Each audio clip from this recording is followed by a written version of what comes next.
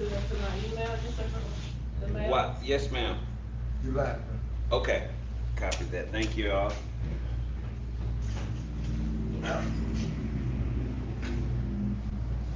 And if it didn't go through, I'll try to resend it in a bit. It might be it there. Okay. That's it.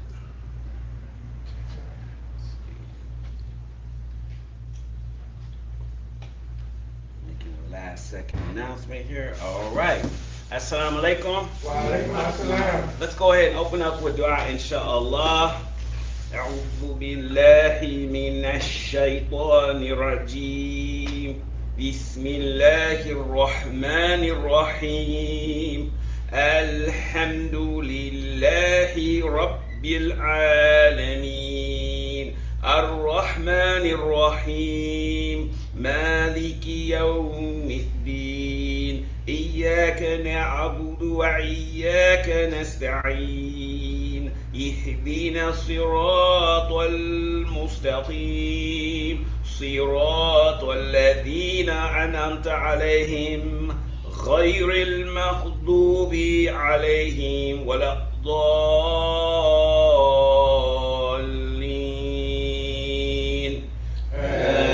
آمين. Alhamdulillah, praise be to Allah, the Lord of the worlds. And salatu wa salam alayhi wa sallahi. Indeed, we send our prayers and peace upon the messenger of Allah.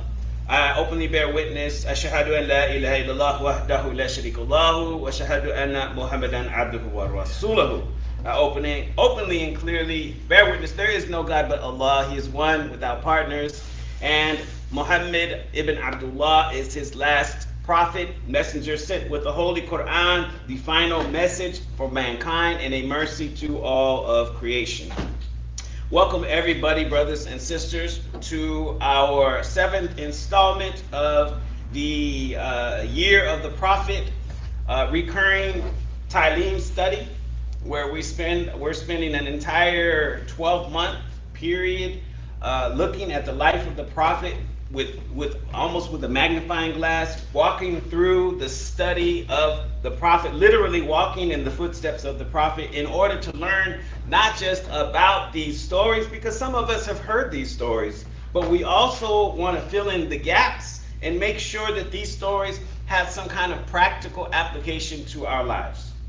We don't want to learn mythology. We want to learn practical stories that we can apply on a day-to-day basis, and we want to relate to the Prophet as a human being, not as a mythical figure of history, but as a real human being who dealt with real issues that we deal with every day. Alhamdulillah. So, as we begin today, this is part 7, which is his early life and his character as Amin. So the topic of this lecture is, we know this man, he is Amin. So kind of just reflecting on our last classes with Imam Lee. Imam Lee got us started with the early life. Assalamu alaikum, sis. With the early life of the messenger. He got us going with, the Prophet as a baby, the Prophet as a young man, the Prophet as a child. And Imam Lee, he has this beautiful theme in his talks, which is the fact, pointing out to us that Allah was constantly preparing the Prophet for the task that he had, right? Mm-hmm. That Allah chose the right person, and then he prepared this man. He never left him abandoned. There was always, you can tell that Allah was always supporting the Prophet in his mission. So let's begin by reflecting a little bit on a couple of ayats from the Quran. Surah 33, ayat 21, for anybody who would like to read. Do we have it? Surah 33, ayat 21. 33, 21. I know we got some Arabic students in here. Anybody want to read the Arabic for us? Want to go get that? Okay, I'll just check it. Just check it. Okay. Kada. أعوذ بالله من الشيطان. أعوذ بالله من الشيطان الرجيم. بسم الله الرحمن الرحيم. لقد 33 and what? كان 21. لكم في رسول Lam, Lahi, Rasulillahi, yes. Rasulillahi, Mm-hmm. X, what, Hasana, Ku, Okay. Lam, Liman, Kana, Yar, Jewel, La, Laha, Okay. You're good. Wal, Yar, Ma, Allah, Yawmal Ahi. let's see, yeah, Yawmal. yeah. Hold on, brother, find that one there. Yamel at Key Rock. Mm. What the car rock? El La Ha Ka Kashi Ready. Kathira. Kashi Rock. Kathira. MashaAllah. Takbir. Allahu Akbar. Good. Lots of courage, brother. MashaAllah. And very good. I can tell you've been studying. Good. Yeah. Alhamdulillah. And know that Allah's Messenger alayhi salam said, you know, for the person who recites the Quran easily, they receive a blessing.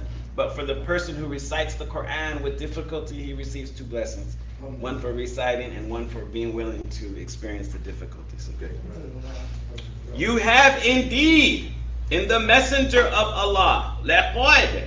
Laqad means past tense. It's already happened. This event has already happened. No doubt about what I'm saying. Laqad. كان لكم في رسول الله أسوة حسنة. In the Messenger of Allah, this excellent and beautiful model or pattern of conduct. For who? For anyone whose hope is in Allah in the last day. Yes. So if your hope is not in Allah in the last day, then maybe He's not working for you. Oh, yeah. So we got to make sure that if our hope, and then when you get to talking to people, you'll find out oftentimes that is the case. That maybe they don't really, they look Islam as more of kind of like a cultural change, the person, kind of like a life changing, make myself better. But they may not believe in the spiritual, deeper aspects of the religion, and that's exactly what this is saying. Yeah. Okay, which is Allah, the belief in Allah as a creator, and then a belief that this is all coming to an end.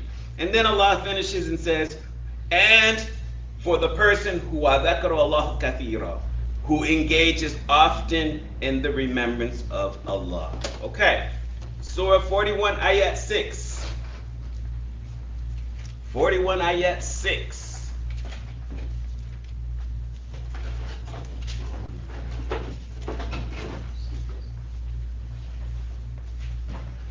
All right, we're gonna read it. قُلْ إِنَّمَا. Okay, so do we have one of the students want to read?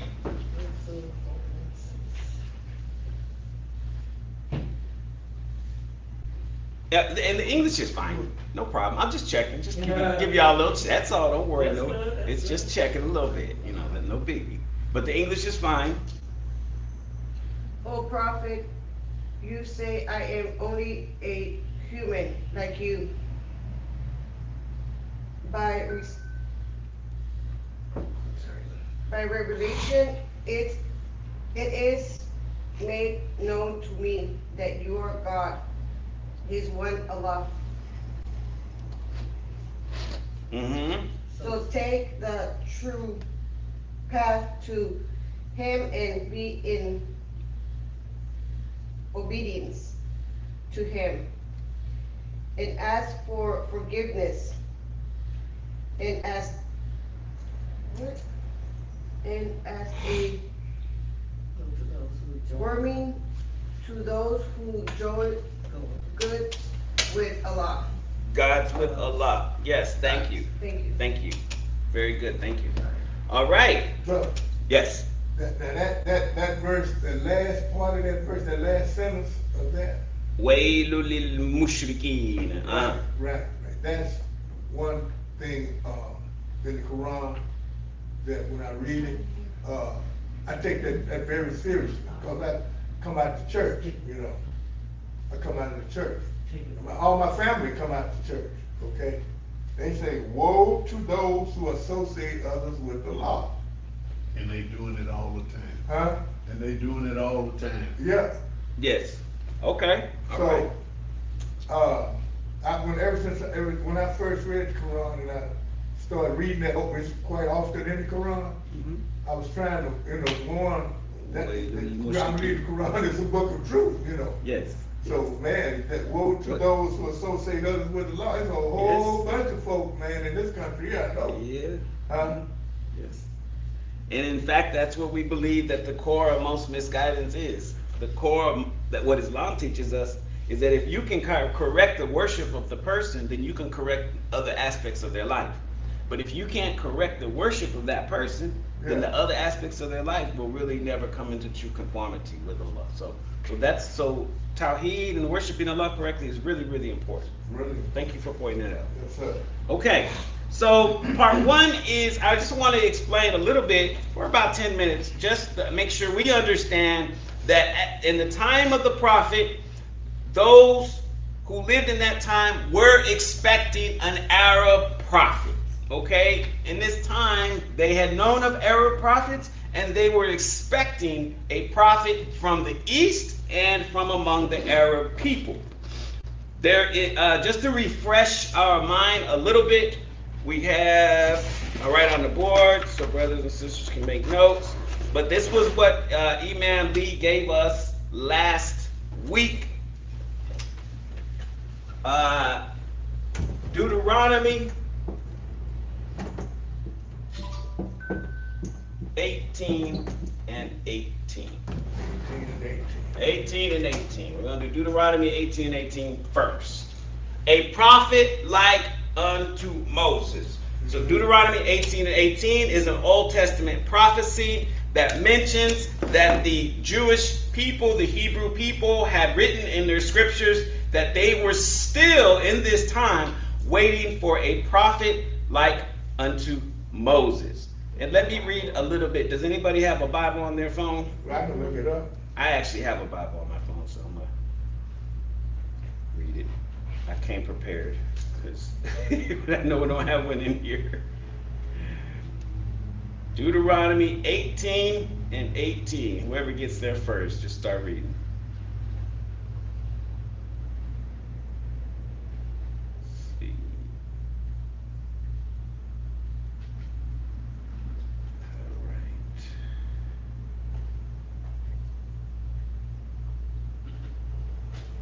All right. Okay. It says, I will raise up for them a prophet like you from among their fellow Israelites, and I will put my words in his mouth. He will tell them everything I command him. That's the new. Okay. That's the New International. And then what is the one? Let's see, 18. Go ahead and read 19. What does 19 say?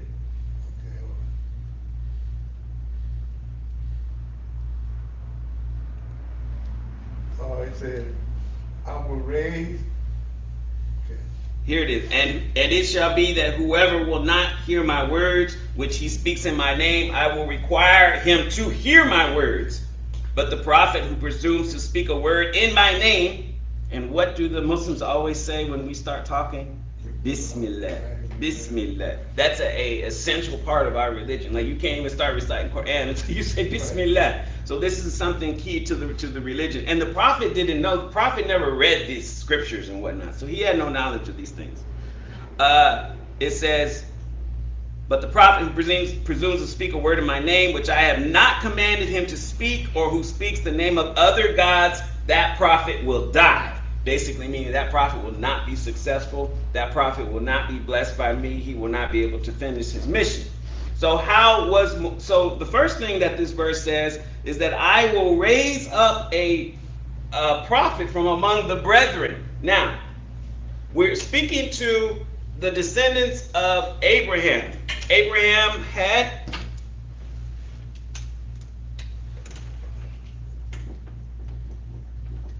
how many sons? Two. which are Ishmael and Isaac. Or Ishak. what does that make these two people? What does it mean? What are these two people to each other? Brother. And so what are their descendants to each other? Well, the Jews and the Muslims. They brethren. Yes. Yeah, I will raise up. The book is coming. So the prophecy is right here with Moses. Musa. So the prophecy, I will raise up a prophet like Moses from among the brethren. Get it? Yeah. Right. Yeah. All right. A prophet like Moses from among the brethren. Not from amongst themselves. He didn't say, I will raise them up from amongst yourselves. He specifically said the brethren, so we know that this is another group of people alongside, and there's only one other group of people, which is the descendants of Ishmael. And the descendants of Ishmael include, just to get down here a little bit, Kedar, mentioned in the Bible, and another one is, and the Arabs. See that, but you know, Ishmael, Kedar, Arab. And Yeah. hold on, brother. And the descendants of Moses are the Jews, and ultimately later on, the Christians. Okay? now, So Kedar, I use the word Kedar because it's a biblical name that references Arab tribes, and it's in the Bible. Go ahead, brother. now this new international version, Okay. they must have saw, Yes. Yes.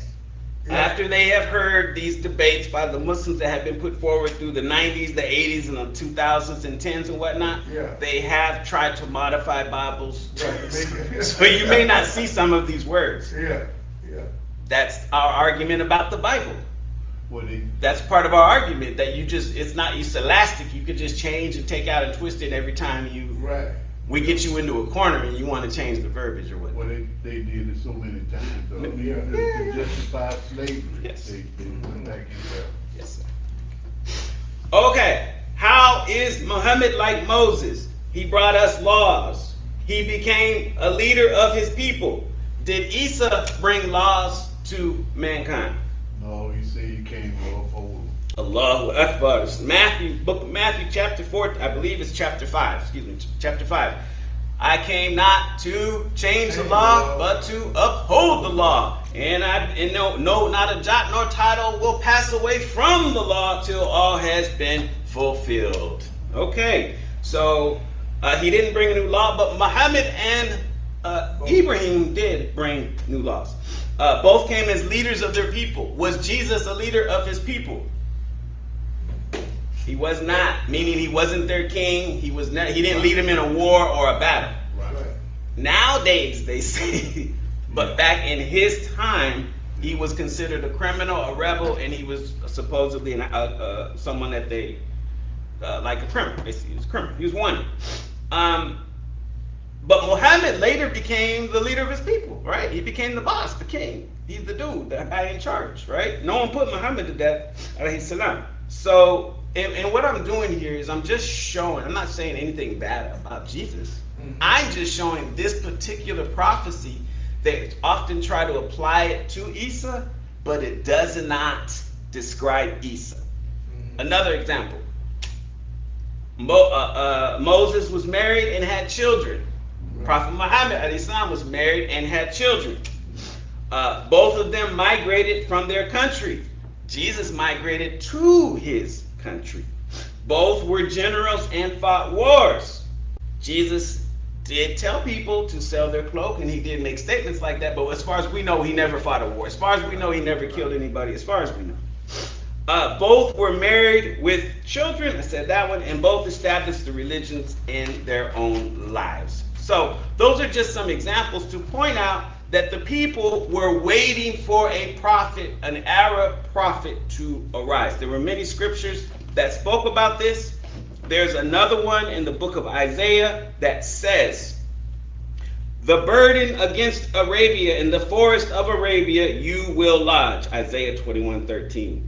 The Dedanites, who are descendants of the Ethiopians and the descendants of Ibrahim through Kettush. These are Arab people. It says, go out, set a watchman, let him declare what he sees. He says, so it comes from the desert, from a terrible land, a distressing vision came to me. And we saw a chariot with a pair of horsemen, a chariot with a pair of donkeys, and a chariot with a pair of camels. So the chariot with the pair of horsemen is considered to be a man named Hezekiah, who was considered the first Messiah to the Jews. He saved them. It's some historical stuff. The chariot with the donkeys is always considered to be Jesus. So that's Jesus and the donkey are synonymous. But the chariot with the camels is never explained. But for the Muslim, it is quite clear. We believe that the one coming with the camels was Prophet Muhammad alayhi salam. So this is a vision that they saw, and there's another one in John. John is approached by the leaders of the people, and they say, "John, who are you? We heard that you were preaching this new gospel. Are you the Messiah? Are you Elijah? Are you the prophet?" So who was the Messiah? The Messiah was Christ. Who was Elijah? Actually, the Bible says John was Elijah, but he did not know this. But who was the prophet? They never answered who was the prophet. We believe the prophet was Prophet Muhammad alayhi salam. And it goes even another one, but I'm going to say stop there. So there's several scriptural based prophecies that when we were in the Christian religion, for those of us who grew up Christian, they did not tell us this, but it was there. They just kind of skipped over it. Yeah, they just left that out. They just skip over that. There you go. They just say every prophecy in the Bible is talking about Christ, and that's it, and leave it at that. But that's actually not true. So let's talk about now the characteristics of Al-Amin as a young man. The making of the man who would carry the final revelation to the world. Muhammad alayhi salam was a person who was known to his people before he was a prophet. He lived for 40 years amongst his people, and they knew his family, they knew his lineage, they knew his business dealings, his relationship, and they knew his reputation. So he wasn't a stranger to his people when he began talking to them. And this is really important. There's a verse in Quran that references this point. Can someone read Surah 10, Ayat 16?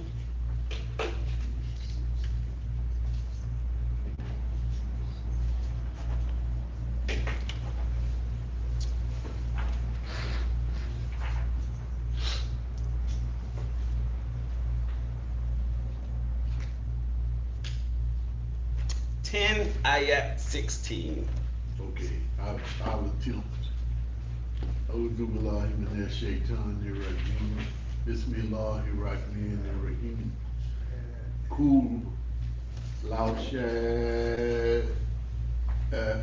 Allahu la talawtuhu alaykum wala adrakum bihi faqad labitu fikum umadamin Umuram. Muram. No, umuram, you're right.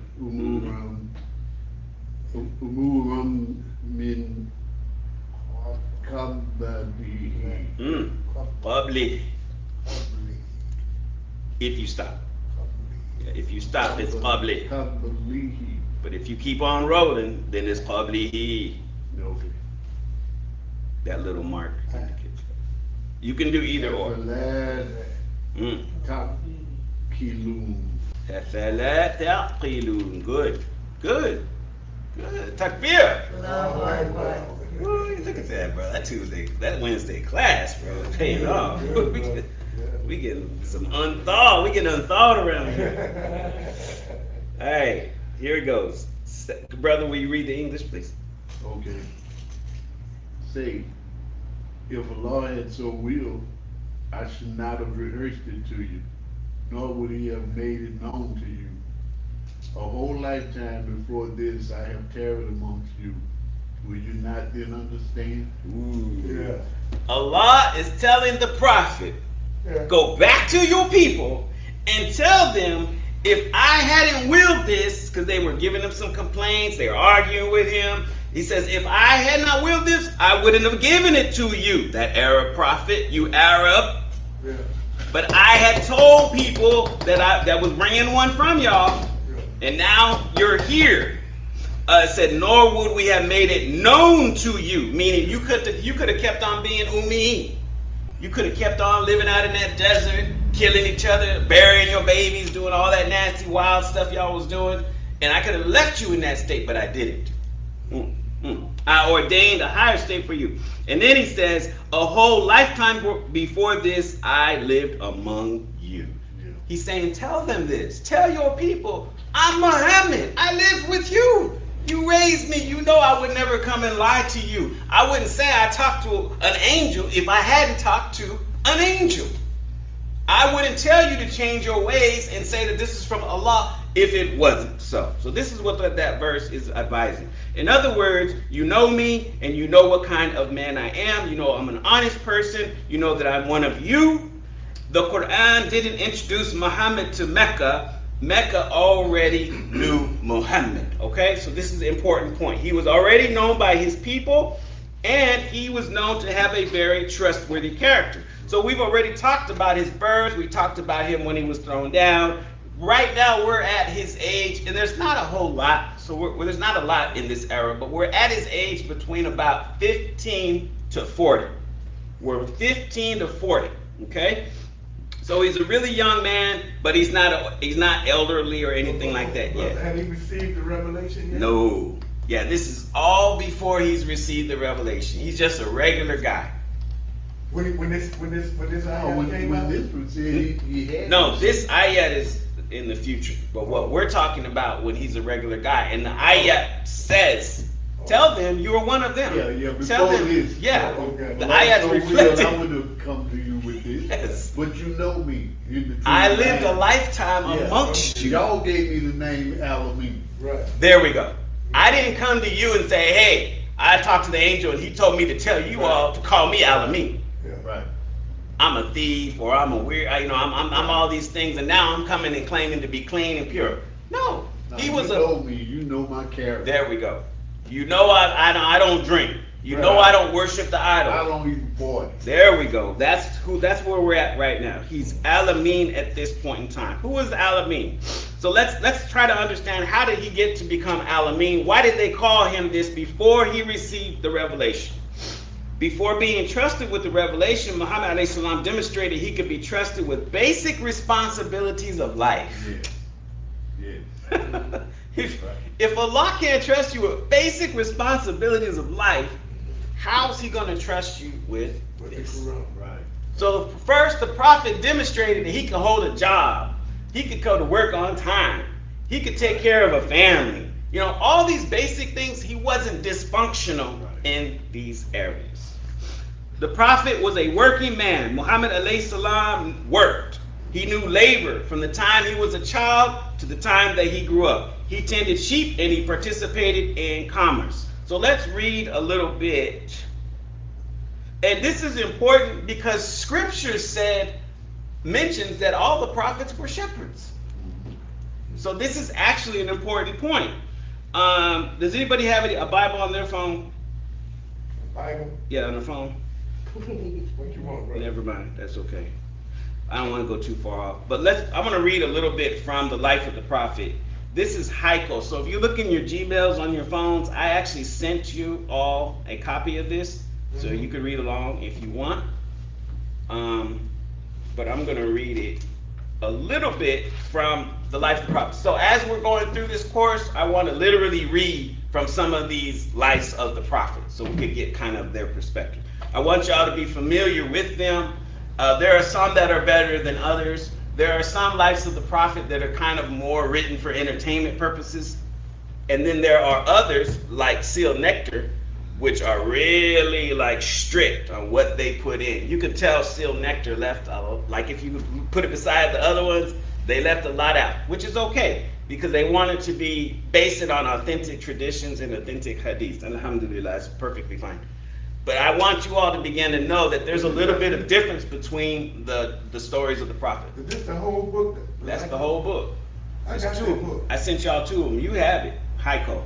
Yeah, I got it. Yeah, you have the physical one. Okay, good. So if you bring it, that would be helpful if y'all bring those Lives of the Prophets, because we're gonna have some assignments from those reading. I wanted to make sure everybody had it. So I sent it to you too. Okay, page 122. Muhammad's occupation as a herdsman during the years of his youth provided him with plenty of leisure to ponder and contemplate. He took care of his family and neighbors' herds. Later, he used to recall these early days with joy and said proudly that God sent no prophet who was not a herdsman. Allah sent no prophet who was not a shepherd. Moses was a shepherd. David was a shepherd. I too was commissioned to prophet while I grazed my family's cattle at a jid. So he's actually speaking about the event with the angel. Yeah, he's actually speaking, I believe he's speaking about the event with the angel. The intelligent, sensitive herdsman would surely find in the vastness of the atmosphere during the day and the brilliance of the stars during the night fair enticement to thinking and contemplation. And this kind of makes us reflect on Abraham when he says, and I looked at the star and I looked at the moon. Well, what's he doing staring at the stars and the moon? Well, he was a shepherd. So he would be out there in the wilderness by himself. And so this is saying something about the prophet. The prophet was a contemplative person. Yeah. He didn't spend his time growing up in scholarly institutions of the Jews and memorizing Torah and all this stuff. That they had that. He spent his time out with Allah and the elements contemplating creation, looking for insight from the signs of Allah. And you notice the Quran is always pointing. Do you not see the stars? Do you not see the sun? Do you not see my creation? Over and over. And so that was the prophet's life. That actually is reflective of how he lived. If he were profound enough, his thoughts would bring him to realize that the world around him was not quite separate from the world within him. He would ponder the fact that he takes the atmosphere into his lungs, that without this he would die. He would realize that the light of the sun revives him and that the moon guides him, and that this is not without relation to the heavenly bodies and the high, immense firmament. Okay, so it goes on, and the author reflects just upon the nature of prophethood. Sister Joy, what's your email? Oh, hold up. Brother, can you get her email and send her the email I sent you? Oh, yeah. Can you do that, brother? While I'm doing this? Okay, thank you. He gonna hook you up, sis. All right, so let's keep going. So the prophet was a herdsman, and he was also a businessman. So being a herdsman also means that by nature, you're also going to end up being a businessman.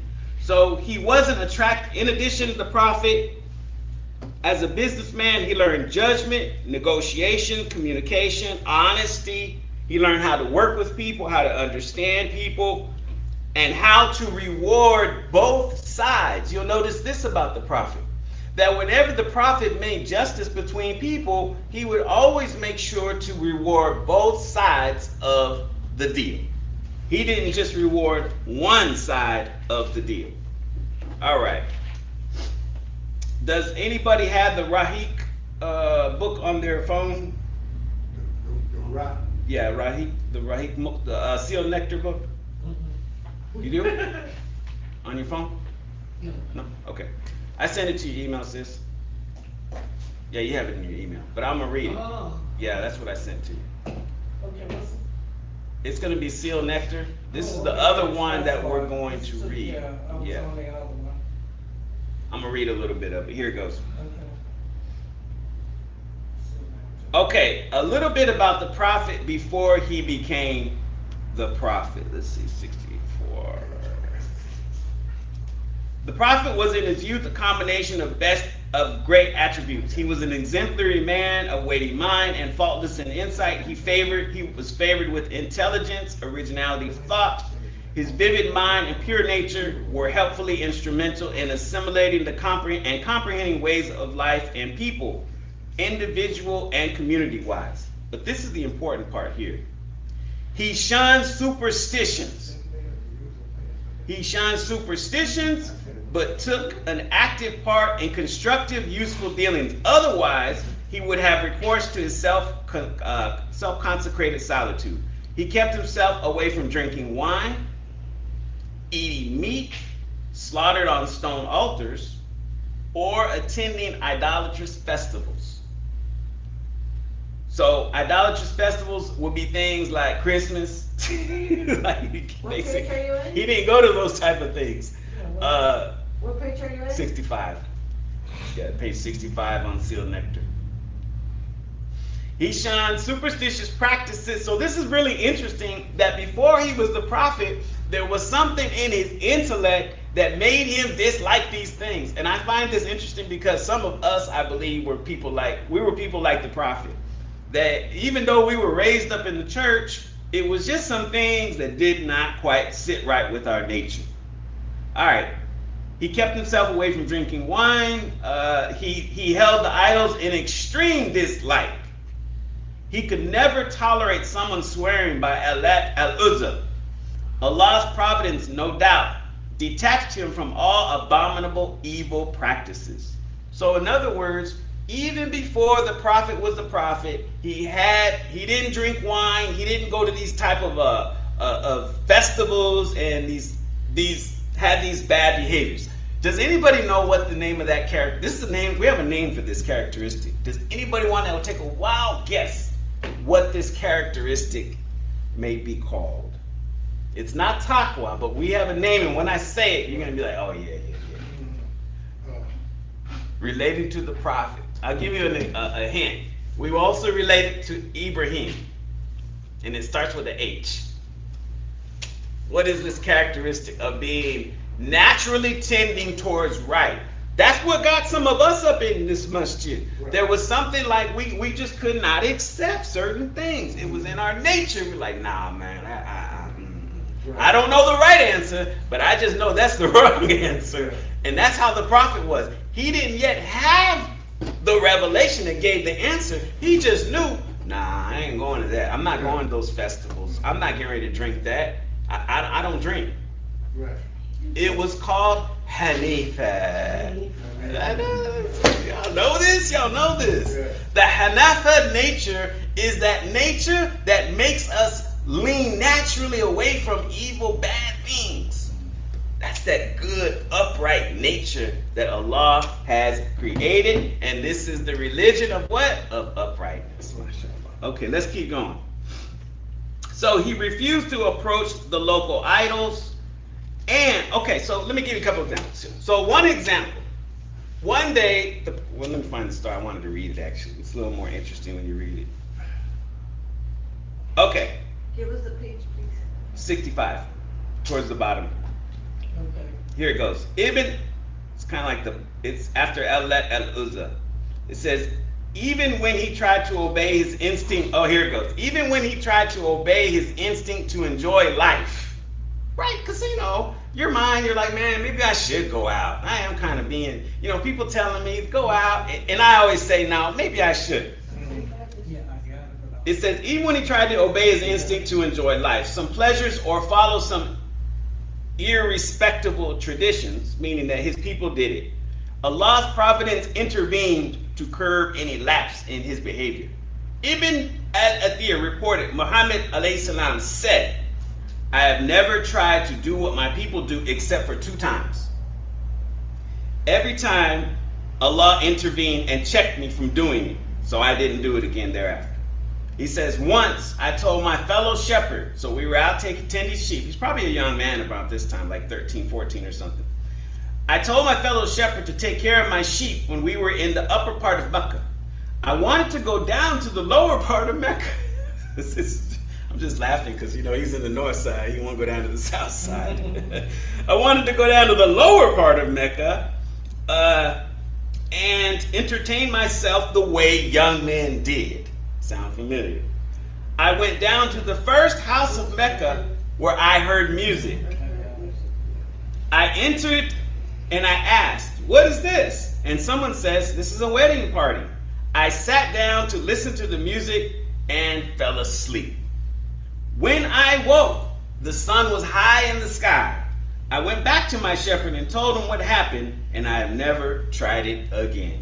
So this is the one story where the prophet had intended to go to a party, and he had intended probably to listen to the dancing and whatnot. But when he went in, he fell asleep. What does this also teach us? That sometimes when we intend to do something bad and then something intervenes, that's Allah. Right. Saving us, protecting us, pushing us a different way. Now the prophet could have woke and said, "Man, I fell asleep. Man, I'll make sure I stay up tonight." And just kind of did what a normal person and try to go back and do it again. But the prophet did it because he was what? Hanafa. He had an upright nature. And when he realized that even though this was normalized amongst his people, but he realized that Allah had something else for him, and he went the other direction. Okay. The second example. Because we heard the prophet say in the hadith, he says, "I never followed my people in the wrong they do except for 2 times. So the first one was he was invited to a wedding and he fell asleep. The second one is a little more weirder. Bukhari reported on the authority of Abdullah. The prophet said, while the people were rebuilding the Kaaba, the Prophet ﷺ went to Abbas to help carry the stones to build the Kaaba. Abbas said, "Put your loincloth around your neck to protect you from the stones." So in other words, they were, back in those times, they didn't have shirts the way we did or whatnot. So the Abbas is saying, take off your shorts and use it like as a sling. Wrap it around your neck and use that to protect your body. So basically, you're going to be butt naked. you're going to be protected from the rocks you're carrying, but you're going to be butt naked down here. This was normal to them. Mm-hmm. As the prophet did that, he fell to the ground and his eyes turned up to the sky. And later and on, he woke up and shouted, my loincloth, and he wrapped himself in his loincloth. And another report, it says he never showed himself naked thereafter. Okay, so what's the point of this? This was the prophet's pious nature. They said that he had, if I can put it in the best words, he had the shyness of a virgin. Is a phrase I use referencing him. Like most men are like, you know how guys are, especially the boys. Strip off the clothes, but the prophet wasn't. And when this guy suggested that he do this and he tried to do it, it didn't work out for him. The authorities agree in ascribing to the youth of Muhammad alayhi salam that he was very modest, very virtuous. He had graceful manners. He proved himself to be the ideal of manhood and to possess a spotless character. He wasn't a guy who drank, who partied, and did things like this. So now let's look at him on another level. Let's see what kind of businessman he was. Muhammad alayhi salam, Muhammad the merchant. Muhammad the merchant. Now, I am going to do a little reading. Let's read in the same book, page 62 and 63. Page 62 and 63. And the reason I'm taking you guys here is I don't want these to be just a couple of lectures. I want us to be familiar with the life stories of the Prophet and having read a little bit of them at some point, inshallah. So that's what we're doing in this class. Here it goes. 62, 63. Muhammad's early job. Can someone read that to me? Muhammad early job, you say? Mm-hmm. And just go ahead all the way to the next page even. The next paragraph? Page. To the next page. Yeah. It's just 2 paragraphs. Okay. Muhammad had no particular job at his early youth, but it was reported that he worked as a shepherd for Bani Sad and in Mecca. At the age of 25, he went to Syria as a merchant for Khadijah. Ibn Ish, Ishaq, Ish reported that Khadijah. Khadijah, daughter of Khawali, Mhm. was a businesswoman of great honor and fortune. She used to employ men to do her business for a certain percentage of the profits. Quraysh, Quraysh people were mostly trade people. So when Khadijah was informed of Muhammad, peace and blessing be upon him, his truthful words, great honesty, kind manner, she sent for him. She offered him money to go to Syria and do her business, and she would give him a higher rate than the others. She would also send her Hireling, hiring employee, basically. Mashar Mysore. with him. He agreed and went with her servant. Went, he agreed and went with her servant to Syria for trade. He married to, okay, then he married to Khadijah. That's the topic of the next paragraph. When he returned to Mecca, Khadijah noted in her money more profit and blessing than she used to. Her hiring also told her of Muhammad, peace and blessing be upon him, good manners, honesty, deep thoughts, sincerity, and faith.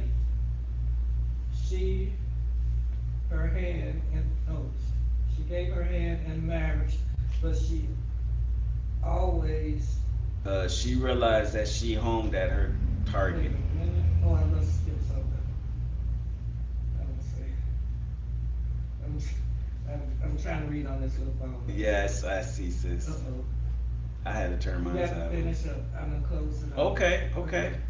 Her hireling also told her of Muhammad's good manners, honesty, deep thought, sincerity, and faith. She realized that she had homed at her, basically homed in on her target. She found her man. It's like, I got this one here. Many prominent men had asked her for her hand in marriage, but she always said no. Because most likely, and it was like it is today, maybe even worse, because back then they probably didn't hide it that she was a wealthy woman and she was a wealthy widow, so she was a prize for any guy. She knew that, and she did not like that. But when she met the prophet, she saw that he wasn't all up on her, like, you know what I mean? Basically, you're gonna know others my wife. Like, I'm not gonna marry you, dude. You know, that's how I could see men would be like that towards her. She wasn't having it, but Prophet Muhammad didn't have an attitude like that. He didn't assume the sale. And the more important thing for her, though, usually when you hire a person and you trust them, back then with the caravan would leave Mecca and go to Syria. Now, if I get you a map and break that out, let's just say it's probably the distance between here in California or here in Florida. Yeah, 30 days. Of walking. Yeah, Walking. yeah. Yeah, walking. Okay, so guess what that means? Well, that means for 30 days. Yeah. Right, yeah, Is that 30 days one way, brother? I believe. I think it was a. Because you yeah, got to I think come it was back. 30 days there and back because. So like 15 and when 15 Mr. roughly? Ross, he went and they said, no, that's a 30-day journey, and he did it in a night. Okay, good. So there we go. Either way, for roughly 30 days, your business is in the hands of this other person, and you gotta trust them. Right. And stranger. And normally it either comes out the same, maybe less, but in this case, the profit was coming out over. Like every time she had more and more profit to her business. Okay. And a little side note, What's up, brother? that boy brought animosity toward the Prophet sallallahu alaihi wasallam. I think it was Abu Jahl. He wanted to marry Khadija, and she turned him down. So he mad, when she married Muhammad, and he's upset, with Okay. Muhammad. So he wasn't going. So there was some more drama behind this. Yeah. There was some gossip behind it. As usual, it's never just straightforward. Right. Wow. Okay. A little more detail. Yeah, that's actually interesting because that was one of his relatives, and I can see where the animosity is already starting to I build. mean, he had a little change, you know. You got to think that a man like Muhammad, like people had to dislike him a little bit because, right? Don't you dislike the guy who's always like he's quiet, he over there silent and stuff. He's no fun party pooper type that. So in that sense, people didn't like him. They did not understand and see all these other signs that we're talking about. They didn't see that. They looked at it on the material sense, kind of like how it is now. I have a podcast program, and what I'm learning about this stuff, the ones that are the best are the dudes that are the weirdest and the wildest. And I'm like, I guess I ain't gonna be that good because there's certain things I ain't gonna do. There's certain things I'm not gonna do, man. So, but I see like you really gotta be out there to get people's attention and whatnot. And I think in the time of the prophet, that's what they expected.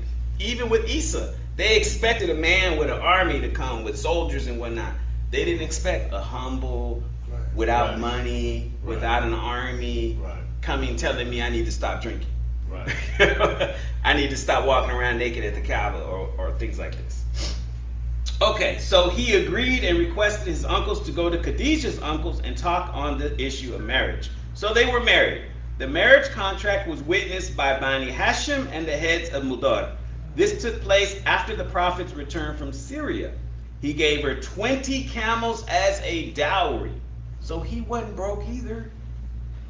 20 camels is a lot of money. Even today a camel is worth a lot of money and we don't use them for trade no more. She was then 40 years old. Of course, that's debated. All right, I gotta let you guys know with fairness. That's the normally agreed on. When you're a new Muslim, you'll learn that she was 40. But then as you study more, you find there's a little bit of debate. So if you hear another number, don't be, get stunned. There's a little bit of debate. This was like 1,400 years ago. Right. Okay, so sometimes it's like, sometimes they'll say, well, how could she be 40 and she had 6 kids and things like that? But I just take it. I've taken it at face value and keep on trucking. The point is, she was older than him. That's the point. Yeah. Right. She was older than him and more advanced in her life, more settled, and she had been married before. So she was then 40 years old and was considered as the best woman of folk in her lineage, fortune, and wisdom. She was the first woman whom the Messenger of Allah ﷺ married. And how long were they married? Anybody know? She was, I think she passed that, I think he was, let's see. They were married He for was 40, 15 or 20 years, I think. 25 years. 25, okay. Yeah, they were married for about 25 So years. he was 65 when she passed away. so she was the Yes. she was the richest woman in Mecca.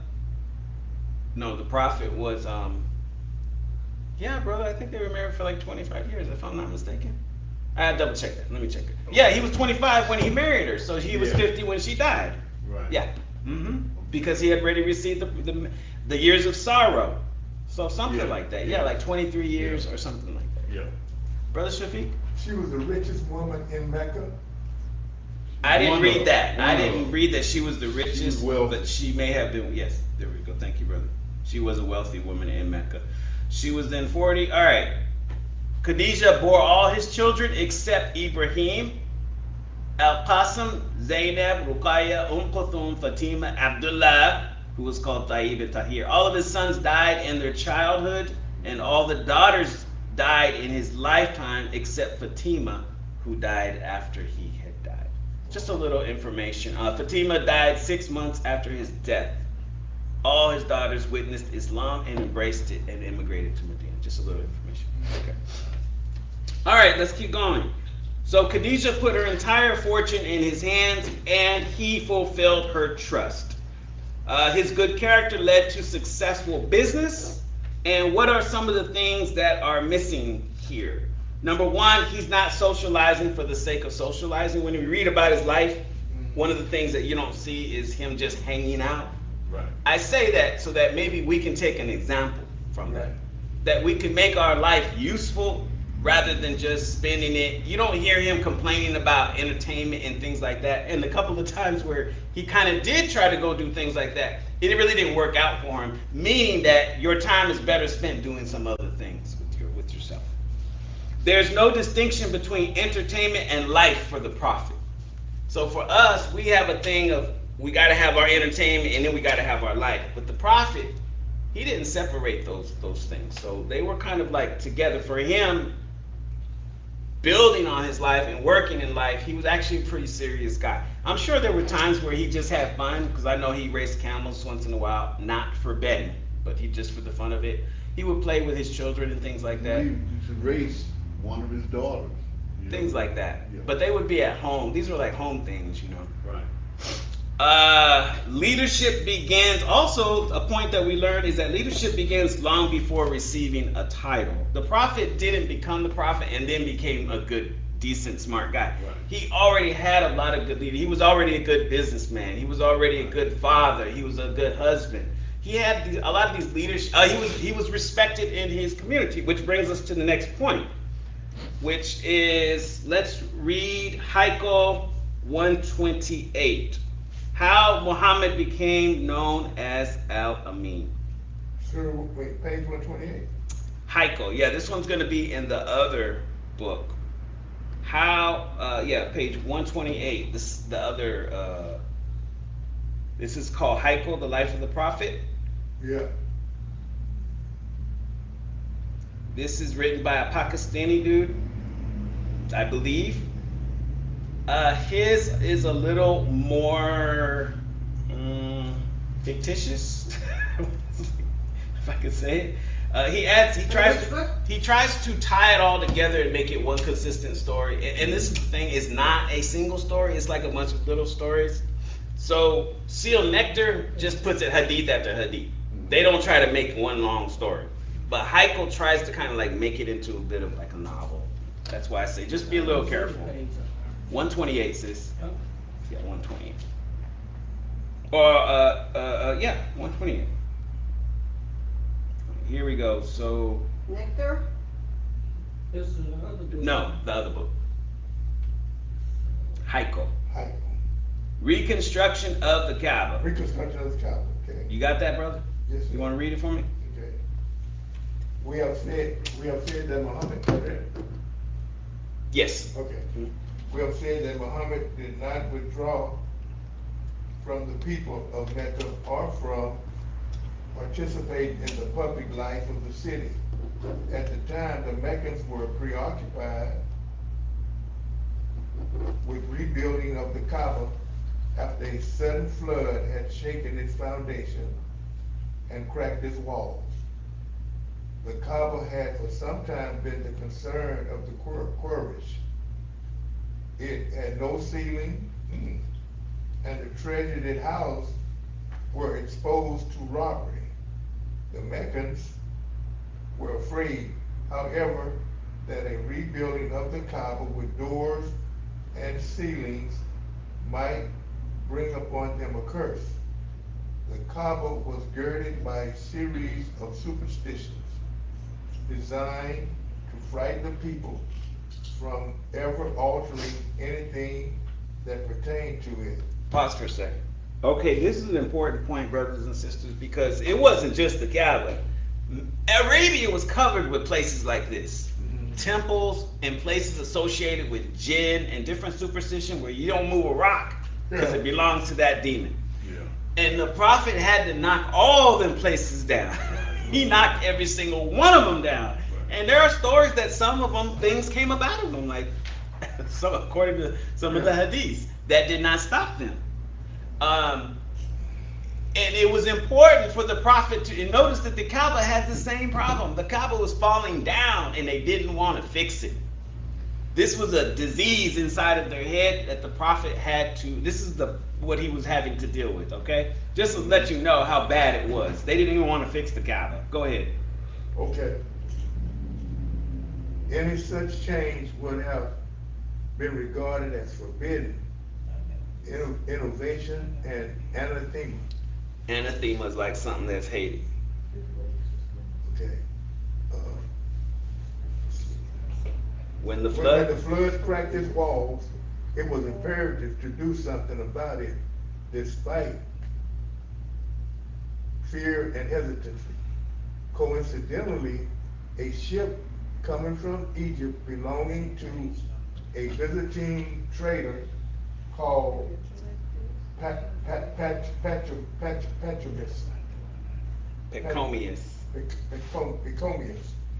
was washed ashore. Pachomius was a builder by trade and knew something of carpentry. When Quraysh heard of him, Al-Walid ibn al-Muhirah headed a delegation of Meccans to Judah to negotiate with him. They bought from him the ship and commissioned him to come with them to Mecca and help them in the building of the Kaaba. Pachomius accepted. In Mecca, there resided another Coptic man who knew something of carpentry. They asked him to assist Pachomius, and the work began. Okay, so these guys did the Kaaba was so ancient, they didn't even know how to repair it. This is crazy. They didn't even know how to repair it, and it was surrounded with superstition. But check this out. Yeah, they didn't want to repair it, but they didn't have a problem sticking idols in it. So they didn't have a problem with the doctrine, changing the doctrine, but they didn't want to touch the building. Yeah. So this is a conflict even in their own, and a problem even in their own thinking. Let's keep going. Okay. Because they knew very well, we're getting to an important point here, actually, that they knew very well about Allah. Let's keep going. Okay. Wrecking and rebuilding the Kaaba. Mm. To every one of the 4 clans of Mecca fell the duty of wrecking and rebuilding one of the 4 walls of the Kaaba. No one, however, volunteered to begin the work of wrecking for fear of punishment by its gods. Al-Wahid ibn Mughira. Mughira, approaching his task with strong premonitions, prayed to the gods before pulling down part of the Yamani wall assigned to his tribe. The rest waited in order to see what would befall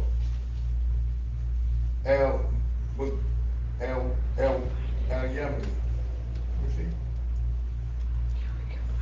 What would befall Al-Yamani? 1 and 200. Al-Walid as a result of his deed. When the morning came and nothing had happened to him, they took courage and began their work. Like the rest, Muhammad carried stories back and forth, and the wrecking continued until the Kaaba was leveled. Wow. Was leveled. Yeah, bro. Below the stone wall, green stones were found, which the Meccans were unable to shake loose. They decided to use them as foundation on which to build the new walls from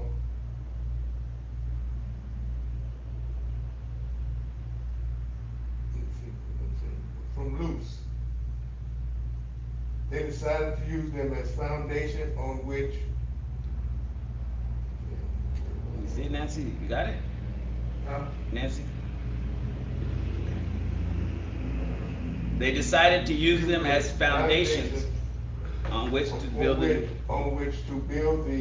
new new wall wall.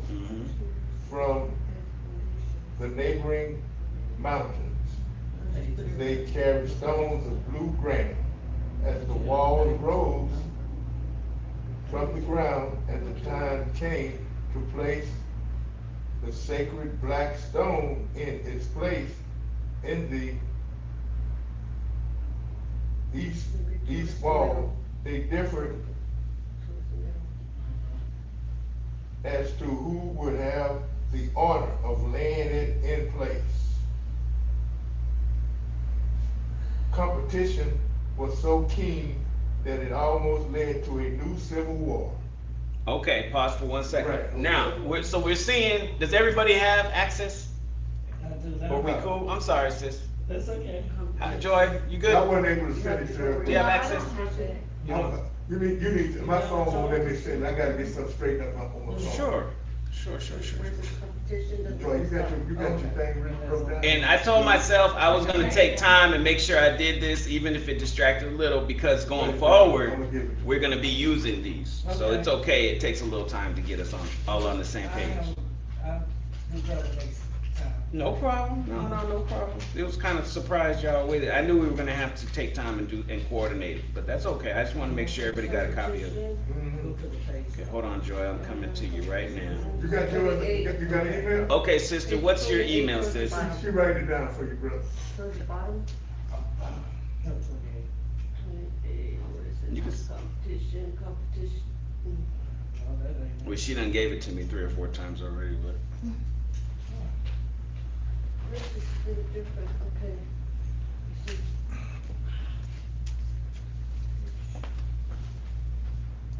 J. 128. Oh, 128. See, I got the wrong page. JOYBHNSON. Page one. J, just Joy Johnson. Joy Johnson. Okay. All right, let me pull it back up. 07. Hold on. You got it done now? Seal nectar, He's just listening, he's just. Oh, okay, you're right, you're not. He happy? Yeah, you could listen to it. You just listen. yeah. Open up the- Okay, sis, I check your email.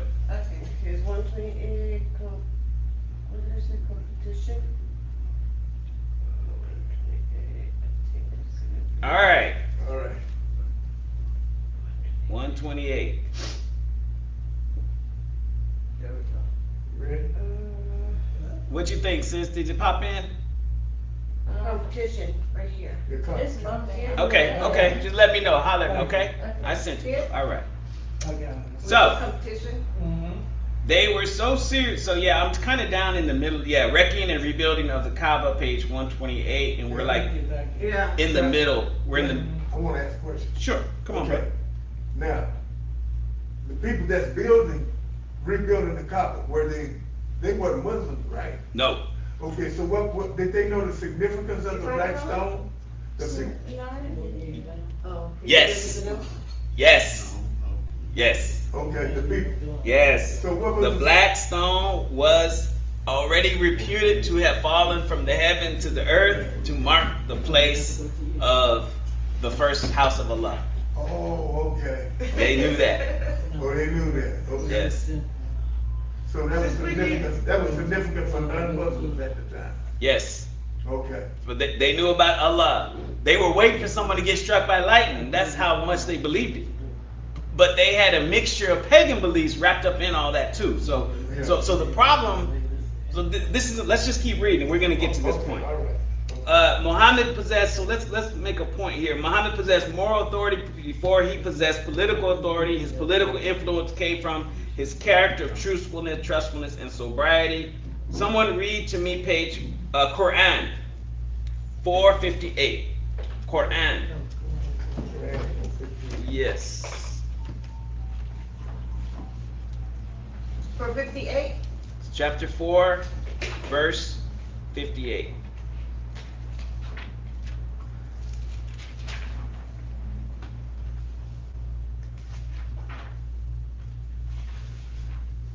Okay, yeah. So brother, I see. Hold, let's not get ahead. Go ahead and finish reading because you didn't read the whole. No, I didn't finish it. Yeah, I see. We didn't finish it. Let's Okay. finish it real All quick right. because this relates. The verse relates to what you were reading. Okay, Aldar and Idi aligned themselves together and swore that none would rob them of this honor. I'm putting that black stone in there. Okay, so let me recap for everybody. So what we're right now, we're at the story of the Kaaba being rebuilt. First, everyone was arguing because everybody was afraid to rebuild it. Then they had to find someone who could rebuild it because it had not been built in so long that nobody knew how to fix the Kaaba. So they had to go get an Ethiopian from Ethiopia, bring them back. But even with that, they are still now, they're at the point of putting the stones in place and they're arguing. They're arguing. Go ahead, brother. Okay. They were so serious in their resolution that members of the clan Of Banu. Banu Aldar brought a bowl full of blood in which they dipped their hands in confirmation of their solemn oath. For this act, they were later called the blood mongers. When Abu Umayyah, son of Muhira al-Makhzumi, saw what happened, he took advantage of his power and prestige and said to the Meccans, while we are all standing here, let the first one to pass through the gate of Sufa be our arbitrator. We are arbitrating this dispute. The first one to pass through the gate was Muhammad. When they beheld him, they said, there goes Alamin. We shall agree with his verdict, realizing as he listened to them that the contenders had worked themselves up into a passion. Muhammad thought for a moment and said, bring me a robe. He took the robe they brought, spread it on the ground, and placed the black stone on it, and then said, let the elders of each clan hold on to one edge of the robe. They all complied and together carried the stone to the site of construction.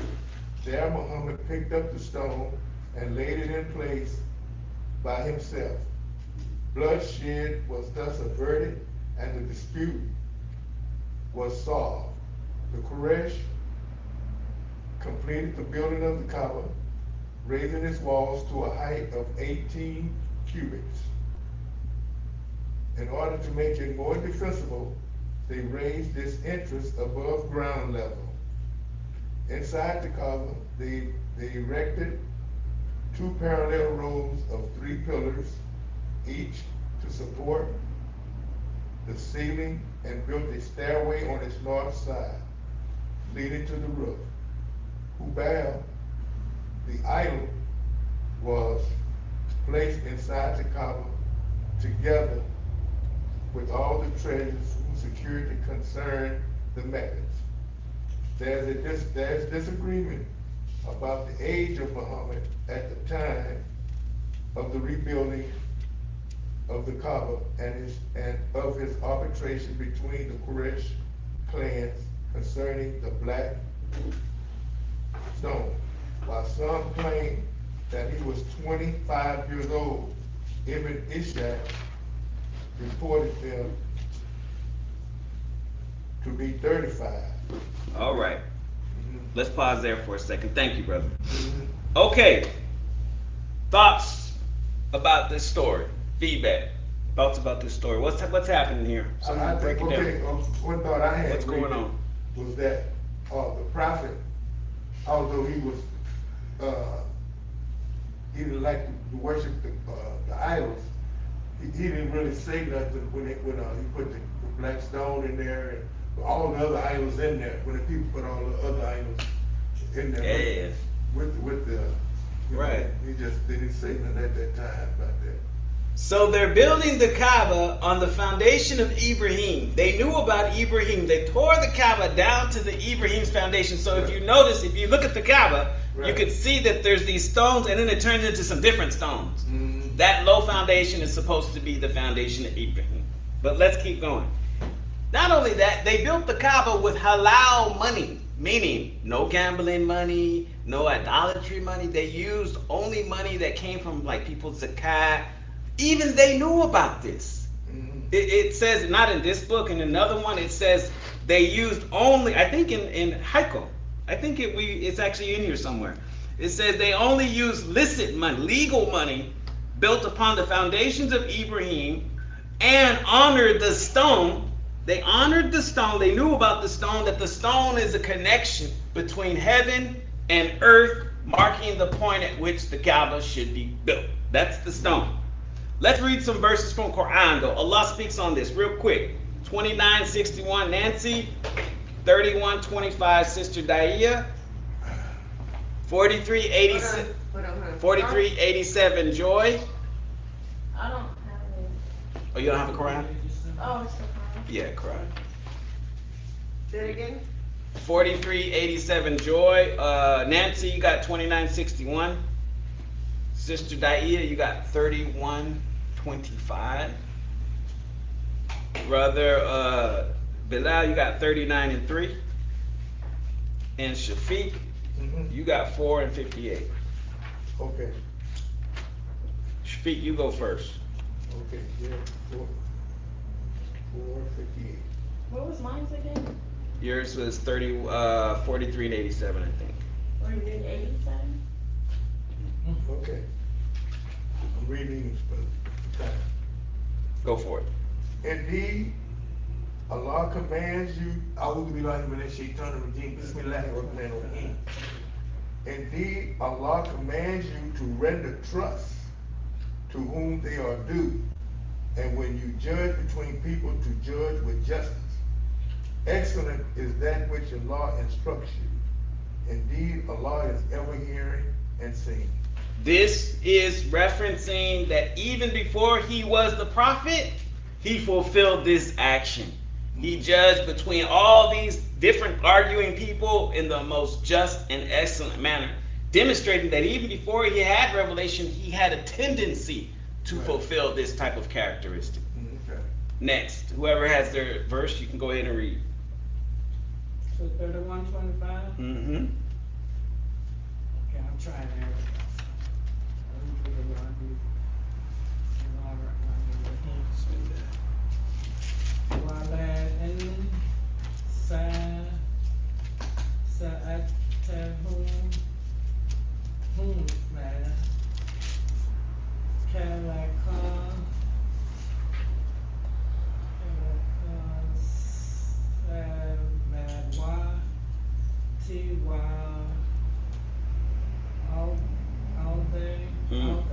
Well, Allah.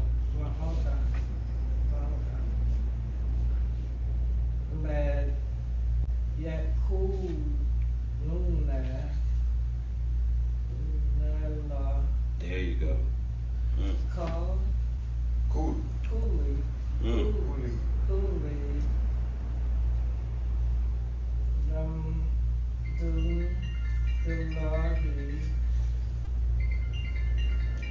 Do Billahi. Akthar.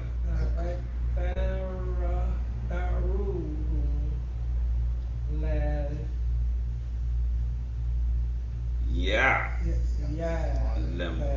Hey, all right. Takbir. Allahu Akbar. Inshallah. I'm trying. You're not trying. You're not trying. You're doing this. If I ask them who it is that created the heaven and the earth, they will certainly say Allah. Say praise be to Allah, but most of them understand not. Who's it talking about?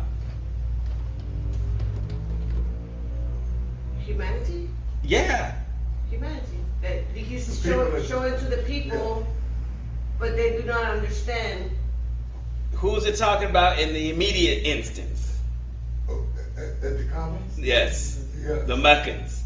Yeah, man. If you ask these idolaters, these pagan worshipers, Yeah. you light them on fire, watch what they're going to scream out. Oh, Lord. Oh, God, help me. Right. But when you get to, but look what they did. As soon as they raised up the Kaaba in this nice big new beautiful building, they didn't take any note of the fact that this is the house of Allah. It's built on Tawheed. They didn't care about nothing. The first thing they did was stuck the big idol back up in the Kaaba. Back up in The there. first thing. That's the first thing they did. But Allah tells you right here, if you ask them, who created the heavens and the earth, they will certainly say, Allah created the heavens and the earth. But they do not understand this statement. Meaning, they don't connect the fact that they understand Allah created heaven with the earth, the fact that they should need to change their lives, Yeah. they should stop committing shirk, that they should judge justly between man and man, stuff like that. Right. All right. Go ahead, Nancy. And if you truly ask them, who has created the heavens and the earth, and suggested the sun and the moon to his law, ? They will certainly reply, Allah. Then why are you?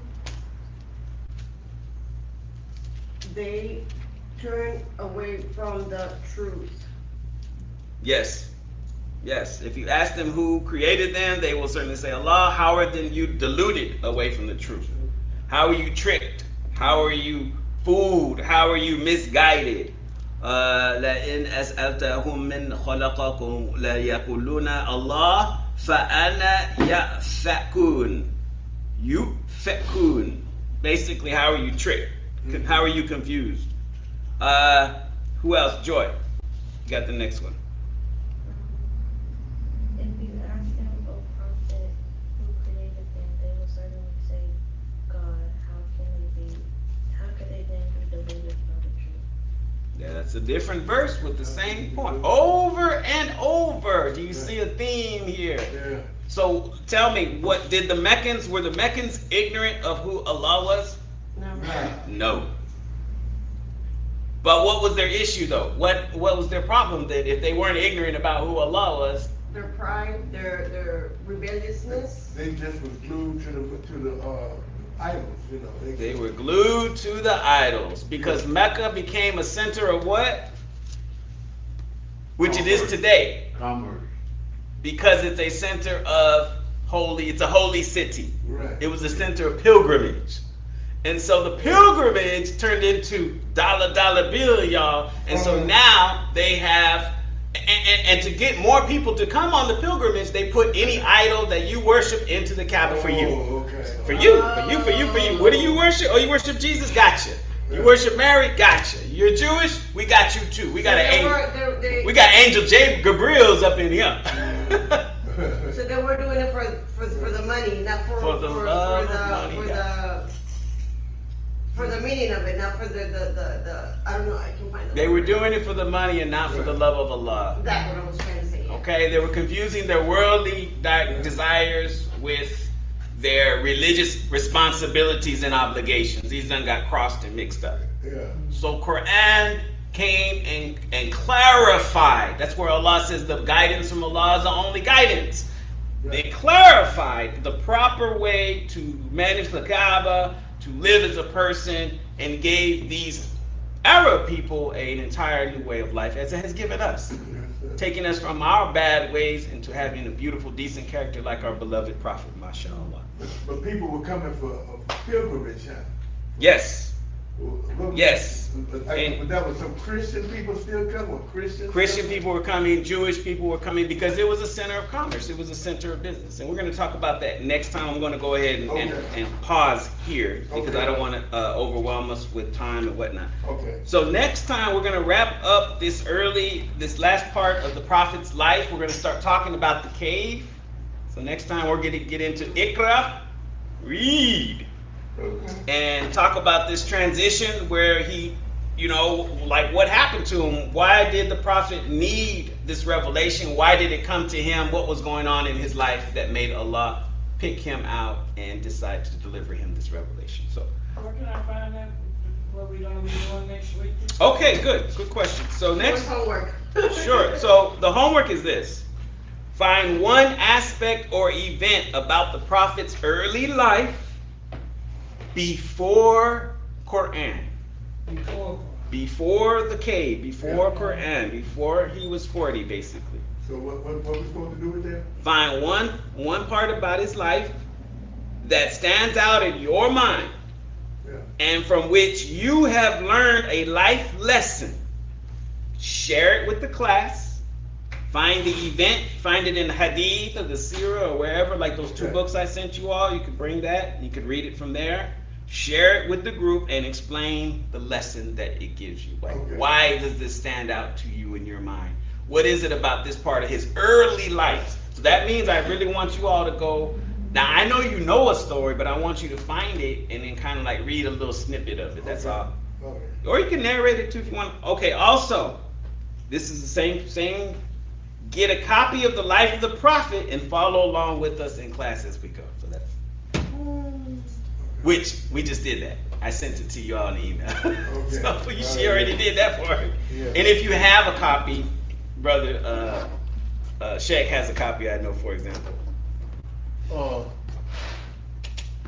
I With got, that- I got the sealed nectar, The sealed nectar. and Haikal is the life of Muhammad, isn't We're going to use Haiku, we're going to use sealed nectar. We kind of just, I want to familiarize y'all with it. I want y'all to see the differences and some of the best. Some have better this, some have, trade-off. it?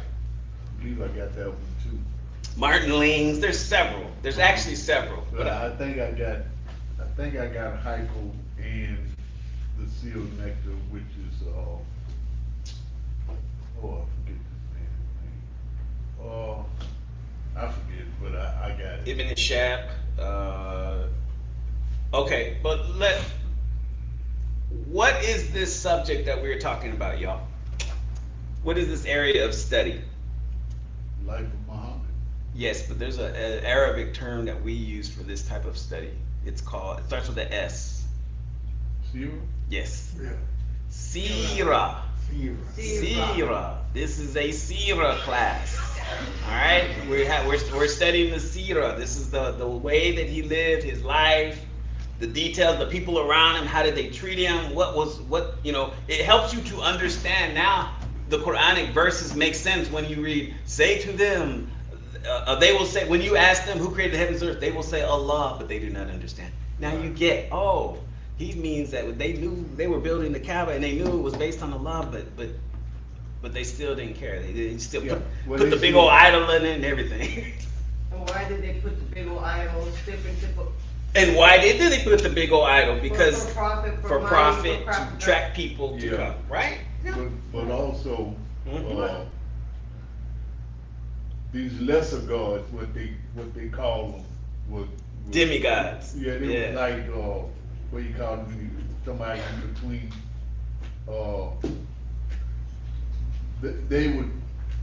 They knew Allah was the main God, but these other gods. But they believe he had like, partners. Yes. Kulu Allahu ahad. Well, if I Allahu pray in samad. this bottle, it'll help me. Baby bottles. Yeah. And that was one of the reasons they believed in these other little things that people made, because Okay. they would intercess between them and God. Yes, And Allah. intercessors. So yeah, that was another Sister Diana. Yes, and also, like say I walk in here in the middle of class, Mhm. and you all had to say what prophet you're talking about, you can also think about Prophet Abraham.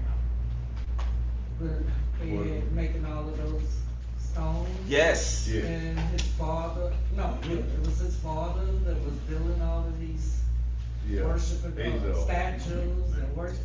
But the carpet was end up being like that too, just like it was during Abraham time. I mean, Yes. before he became Correct. Before he became a prophet.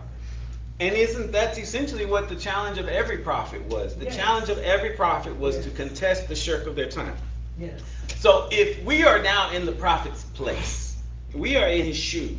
Yeah. Just so you know, he passed it on to us. We are the inheritors of the religion. Right. So what does that mean for us?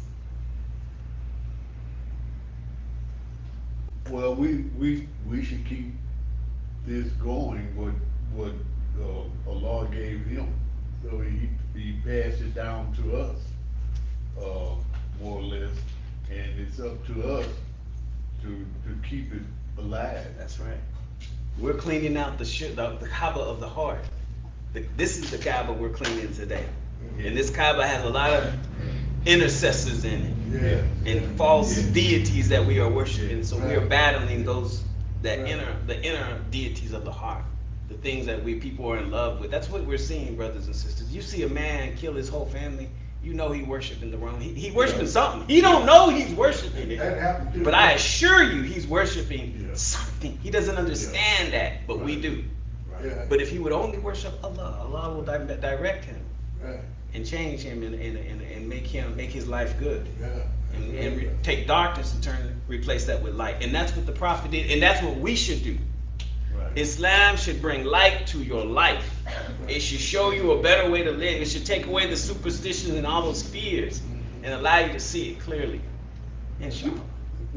One of the things that's, you'd have to go over there to see this, but Ibrahim's station Mm.